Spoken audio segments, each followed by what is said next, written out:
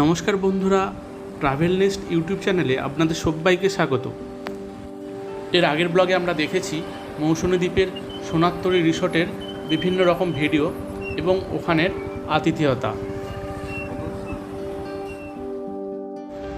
রিসোর্টে খাওয়া দাওয়ার পর আমরা কিছুটা সময় রেস্ট নিয়ে বিকালের দিকে আবার বেরিয়ে পড়েছি সমুদ্রের বিচে।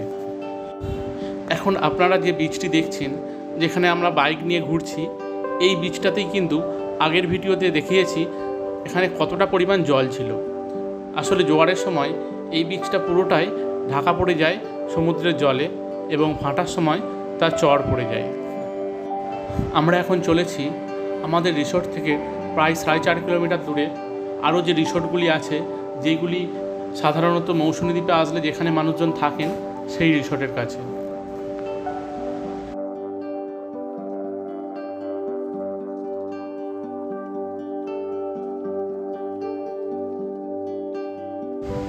এই দেখুন মৌসুমী দ্বীপের যে সমস্ত মানুষজন সাধারণত যেখানে বেশি আসেন সেই জায়গার রিসর্ট।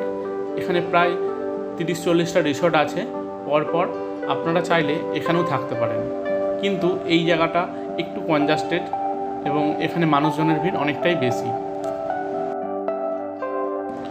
এখানে আসার পর দেখতে পাচ্ছি যে সাইক্লোনের তাণ্ডব এদেরকেও কিন্তু ছাড়েনি। এখানেও প্রায় সমস্ত রিসর্টই ক্ষতিগ্রস্ত হয়েছে এবং ভীষণভাবে ক্ষতিগ্রস্ত হয়েছে, সেগুলি এখানে সারাইয়ের কাজ চলছে।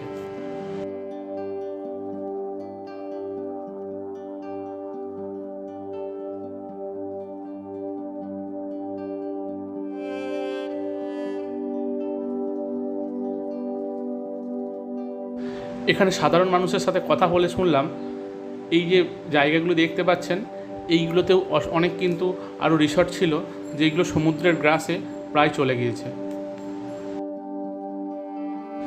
গভর্নমেন্ট থেকে তালাতাপ্পি দিয়ে এই রিসর্টগুলিকে এবং পেছনে যে পাড়াগুলি আছে বা গ্রামগুলি আছে সেগুলিকে রক্ষা করার কাজ চলছে।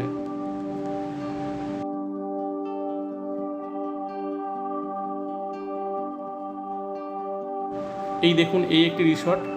এই ওপরটাতে কিন্তু টেন্ট খাটানো হয়, আর এগুলিও পুরোপুরি ক্ষতিগ্রস্ত হয়ে গিয়েছে।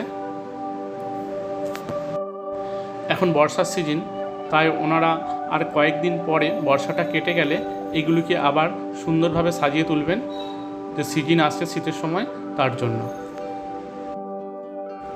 তবে দুর্গাপুজো থেকেই এখানে কিন্তু ট্যুরিস্টদের আনাগোনা অনেকটা বেড়ে যায়। এই দেখুন কিভাবে ক্ষতিগ্রস্ত হয়েছে জায়গাগুলি। তো যাই হোক, ভাঙা বাঁধে কিছুক্ষণ ঘোরার পরে আমরা চলে এসেছি আবার সমুদ্রের তটে।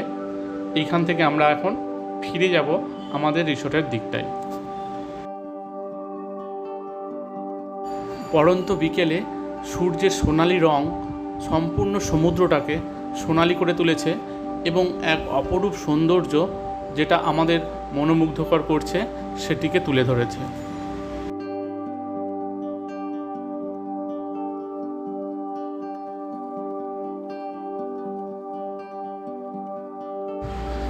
কিছুটা আসার পর দেখছি এইখানে একটি মাছ ধরার বোট চলে এসেছে এবং সেইখান থেকে কিছু জেলে তাদের মাছগুলিকে পাড়ে নিয়ে আসছে।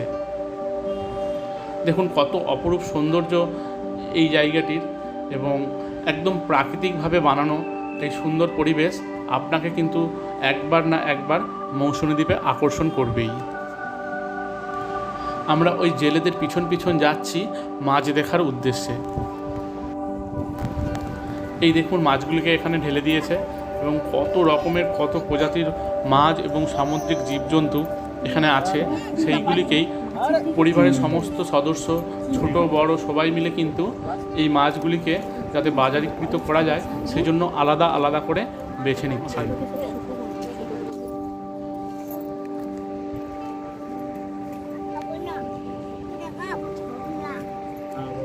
এই দেখুন এইগুলি হচ্ছে নটিয়া মাছ, যেটা আগামীকাল আমরা বকখালির বিচে ট্রাই করেছিলাম, কিন্তু সেকেন্ড টাইম এটি আমি খাওয়ার কোনো রকমই চেষ্টা করব না, আমার একদমই কিন্তু ভালো লাগেনি।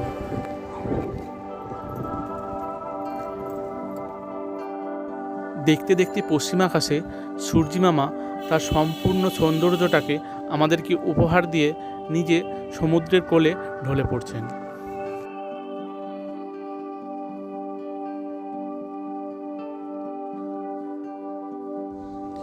এখন সময় সন্ধ্যা 7টা এবং চারিদিকটায় ঘন অন্ধকারে ঢেকে গিয়েছে। এখন চারিপাশটায় সম্পূর্ণ নিস্তব্ধ। আপনি এখান থেকে কেবলমাত্র সমুদ্রের ঢেউ যেটি পাড়ে আছড়ে পড়ছে সেই শব্দ ছাড়া আর কোনো শব্দই কিন্তু এখানে পাবেন না।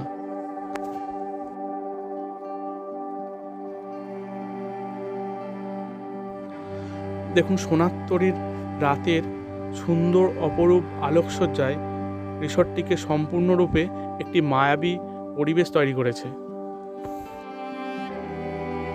হোটেলে সন্ধ্যার সময় স্ন্যাক্সের ব্যবস্থা থাকে, তাই ওনারা জিজ্ঞাসা করে নিলেন এখন আমরা সেটি নেব কি না। এই স্ন্যাক্সের মধ্যে রয়েছে ভেজিটেবিল, চা এবং সাথে মুড়ি, কিন্তু আমরা মুড়িটা নিচ্ছি না।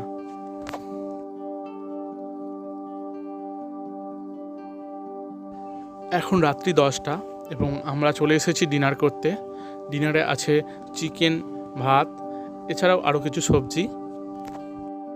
তো ডিনার করতে করতেই সবাইকে গুড নাইট বলে আজকের ব্লগটি আমরা এখানেই শেষ করছি।